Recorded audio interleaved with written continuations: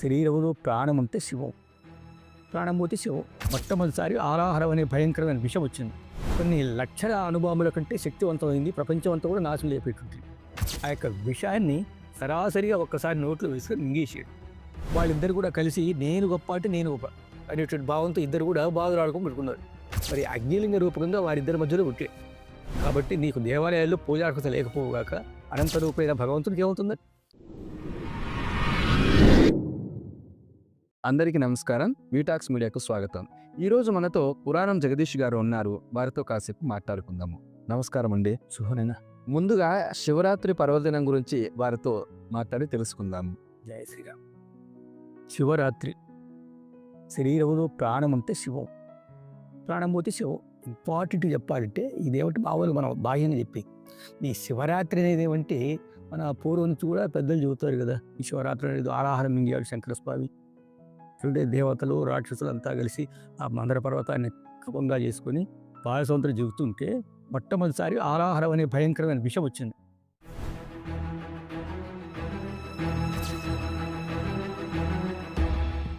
ఆ విషయం కొన్ని లక్షల అనుభవముల కంటే శక్తివంతమైంది, ప్రపంచం అంతా కూడా నాశనం లేపేటువంటి అటువంటిది ఏమైపోయింది. దాని ఆ దేవతలు వాళ్ళతో కూడా అది బయటకంటూ వస్తే దాంట్లో నుంచి ప్రపంచం అంతా నాశనం అయిపోతుంది. ఆ ఉద్దేశంతో వాళ్ళంతా బ్రహ్మదేవుని విచారించాడు. ఆ మచంగాలు బాబు అన్నాడు. విష్ణుమూర్తి కూడా అదే విధంగా సంకేతం ఇచ్చాడు. తరువాత శంకరస్వామిని ప్రార్థిస్తే ఆ మహాశివుడు అంటే బోడా శంకరుడు కదా, ఆయన కపటాలు కార్పణ్యాలు అంటే ఏమీ లేదు. ఏ భక్తులు ఏం కోరుకున్నా కూడా మరి వారికి ఇవ్వడమే తెలుసు, కానీ ఆయన పుచ్చుకోవటం అంటూ ఆశించేటట్టు ఉండదు. అప్పుడు స్వాములంతా ఆ దేవతలు మునులు రాక్షసులు అందరూ కూడా ప్రార్థిస్తే అప్పుడు ఆ స్వామివారు ఆ యొక్క విషయాన్ని సరాసరిగా ఒక్కసారి నోట్లో వేసుకొని మింగేసాడు.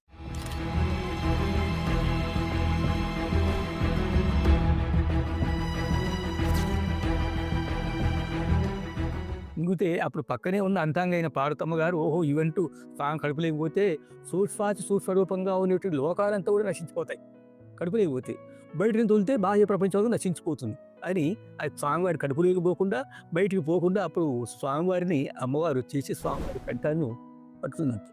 అప్పుడు ఆ విషమంతా కూడా కంఠంలోనే అరించుకొని పోయింది. కాబట్టి అప్పటి నుంచి స్వామివారికి నీలకంఠుడు గరుడకంఠుడు అనేటువంటి యొక్క పేరు వచ్చిందని మన పెద్దలు చెబుతారు. కాబట్టి ఆ రోజు స్వామివారు ఉన్నాడు కాబట్టి అప్పుడు ఇప్పుడు కూడా మాకు సమాజంగా పాము కలిసినటువంటి వాడు ఎవడున్నాడు అంటే వాళ్ళకి నిద్రపోతే చాలా ప్రమాదం అని చెప్పి అప్పుడు స్వామివారి పేరు మీద అప్పుడు ఉండేటువంటి దేవతలు మునులు ఋషులు అంతా కూడా స్వామివారి పేరు మీదుగా ఇప్పుడు ఆ రోజు జాగారం నుండి మరి వాళ్ళంతా కూడా చేశారు. కాబట్టి అప్పుడు అప్పటి నుంచి దాన్ని శివరాత్రిగా కొందరు పిలుస్తారు. ఆ తర్వాత ఇంకోటి ఏమంటే బ్రహ్మదేవుడు విష్ణుమూర్తి వాళ్ళిద్దరు కూడా కలిసి నేను గొప్ప అంటే నేను గొప్ప అనేటువంటి భావంతో ఇద్దరు కూడా బాధలాడుకొని పెట్టుకున్నారు. ఆ బాధలాట పెట్టుకునే సమయంలో అప్పుడు నేను గొప్ప అనే విష్ణుమూర్తి, నేను గొప్ప అని బ్రహ్మదేవుడు, రజోగుణ సంపన్నుడైన బ్రహ్మదేవుడు, మరి సత్వగుణ సంపన్నుడైన మహాత్ముడు నారాయణమూర్తి పుట్టుంటే అప్పుడు శంకరస్వామి మరి అగ్నిలింగ రూపకంగా వారిద్దరి మధ్యలో పుట్టే సరాసరిగా దిగ్దిగంతాలతో దాటిపోయాడు స్వామివారు. పోయిన తర్వాత అప్పుడు ఆకాశవాణి చెప్పింది ఏమని, మీరు గొప్ప తేల్చుకోవాలంటే ఈ లింగం తుది ఎక్కడ ఉందో మొదలు ఎక్కడ ఉందో తెలుసుకునేటువంటి వారే అప్పుడు నీ గొప్పతనానికి అర్హులు. అంటే అప్పుడు విష్ణుమూర్తి వరావతారం ఎత్తి భూమిలో కవ్వుకుంటూ వేరు దాని యొక్క అంతు చూడాలి చిక్కలేకం అల్లే ఆ లింగం ఎక్కడి నుంచి వచ్చిందని. అప్పుడు బ్రహ్మదేవుడు హంసరూపం ఎత్తి ఆకాశానికి పోయాడు. పోతూనే ఉన్నాడు, వీడు పోతూనే ఉన్నాడు, ఆ లింగం మాత్రం అవయవంగా పోతూనే ఉంది. ఆ పరిస్థితుల్లో విష్ణుమూర్తి ఇంకా నా వశం కాదు శంకరాన్ని మన్నించడం అంటూ మనసులోనే ఆయన జానించుకొని విష్ణుమూర్తి వరాహ రూపం ఎత్తిపోయాడు కాబట్టి బయటకు వచ్చాడు. వచ్చేసి సుబ్బి ఉన్నాడు.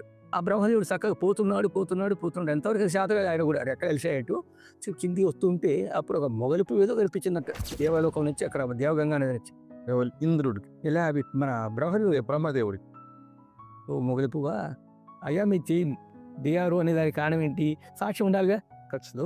ఇక సాక్ష్యం లేకపోతే చల్లదు. ఇప్పటికైనా కూడా చెప్పమంటే ఇప్పుడు మొగలిపు నేను చెబుతానులే అని చెప్పాను.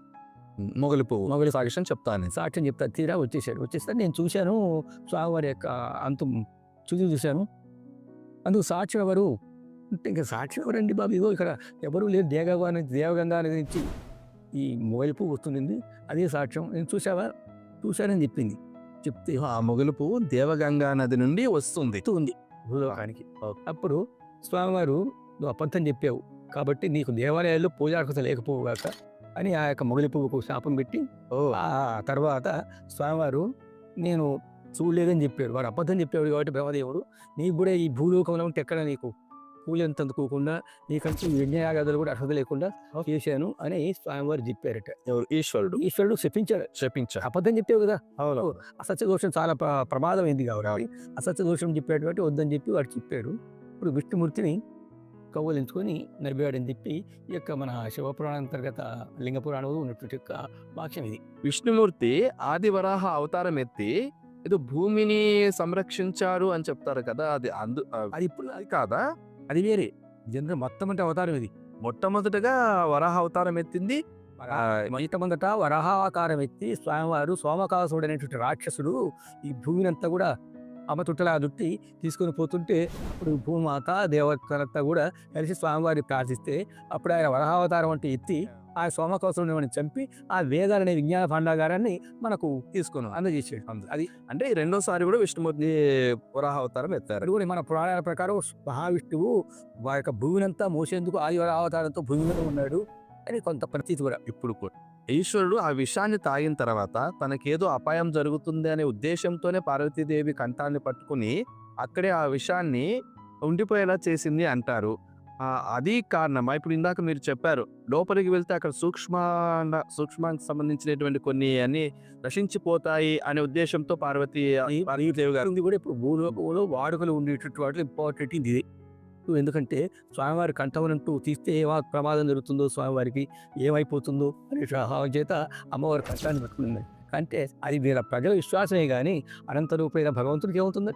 ఈ భగాలు అవి గరళాలు ఏమీ చేయవు కాబట్టి అది ఎందుకంటే స్వామివారి యొక్క గొప్పతనాన్ని తెలియజేసేందుకు. ఎందుకంటే ఈనాడు మనం కూడా ఇప్పుడు పాము గడిచిన వాడికో జైలు గడిచిన వాడికో ఏదో ఒకటి నిద్రతో పోతే వాడికి ఏమవుతుంది అయినా ప్రమాదం అనే భావంతో అంటారు కాబట్టి ఆ విధంగా మన జననాడులో ఆ విధంగా ఉంది. కానీ అది స్వామివారికి చెప్పేది ఏంటండి? ఆయన విషం దాటం ఏంటి, ఆ విషం అగర్చం ఏంటి, అది పోవటం ఏంటి, నాశనం అయిపోవటం.